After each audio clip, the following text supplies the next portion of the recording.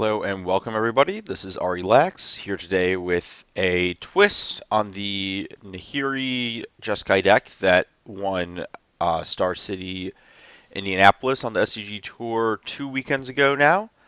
Uh, this is a Andrew Brown design list. Andrew Brown, who top-aided Pro Tour Oath the Gatewatch with Blue Red Eldrazi and who's won Grand Prix with blue black control. Kind of a his style is definitely a blue black control mage. Um, Came to this version of the Nahiri control deck, and it was tuned by Jarvis Yu for use at Grand Prix Charlotte. And the idea is that uh, you have the Jeskai main deck, but you have black sideboard cards. So kind of go through. Nahiri Snapcaster Mage is the big threats. Obvious Emrakul. And then on top of those, you have access to Lingering Souls, because you have black mana. Worth noting that Nahiri discarding Lingering Souls is just awesome. Lingering Souls protecting Nahiri is just awesome. Yeah, it's just like super straightforward interaction of good card plus good card is great. Moving along, we've got the blue nonsense stack. A lot of Serum Visions, few Ancestral Vision, some way to get card velocity going.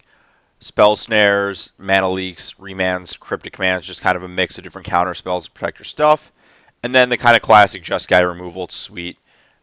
Lightning Bolt, Path, Electrolyze, Helix. You're lighter than the past Jeskai decks because you're heavier on Nahiri as an answer and also on Lingering Souls to protect your Nahiri.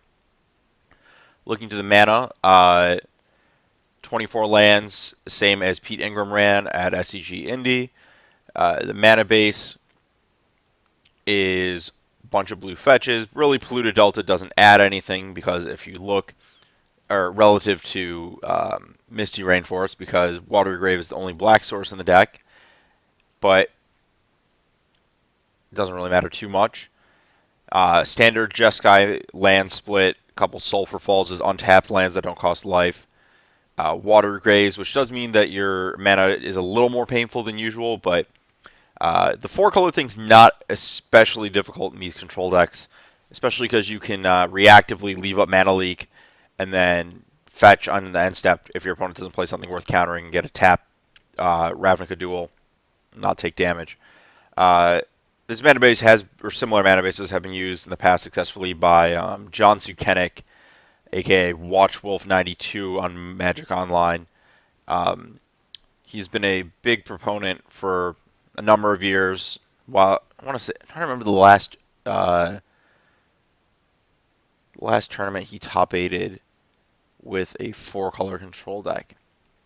I want to say it was Baltimore round Fate Reforged. He hasn't played a ton since then, but that's been kind of his jam, and the mana base has been shown to work. This has kind of been the thing in Modern a lot too, is back with a Jundi in the summer of 2013, you had a similar thing where the Jund decks were all fighting each other with these, mirror answers and things like that, and then all of a sudden you can splash a color and get a lot of value out of it. Because the Modern mana bases can support four colors, just the fetch dual mana bases are great. And if the format's not particularly punishing of it, it's not a big deal. Burn is on the downswing right now. This is a deck that's inherently good against Burn with Lightning Bolts and stuff like that. Lightning Helix, again, cards that are good against Burn. And also Blood Moon's on a bit of a downswing since the removal of Ayabugan from the format.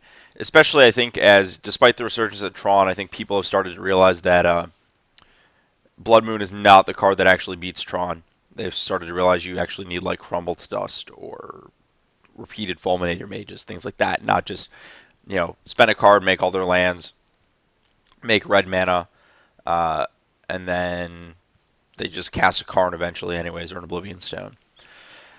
Moving to the sideboard, a lot of the standard Jeskai suspects. Stony Silence in lighter quantities because Affinity's on a downswing. Timely Reinforcements, more, anti-burn, anti-aggro stuff. Anger of the Gods along the same lines. Ancestral Vision for the matches where you need to grind, like Jund. Dispel, Negate, Celestial Purge is a generic removal spell that's good.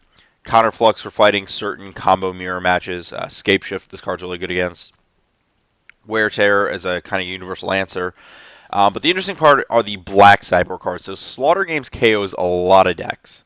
Um, we've seen this out of the sideboard. Escape Shift, another deck that the fourth color uh, for Slaughter Games is useful with Bring to Light, especially recently. We've seen this out of Tron against Scape Shift, where Chromatic Star and Chromatic Sphere enable the black alongside Lenore Waste. Um, I think that a lot of people don't think enough about this card in the format because they're so used to playing Jund, where you just shred your opponent's hand with Thoughtseizes and stuff, and Slaughter Games is kind of unnecessary overkill.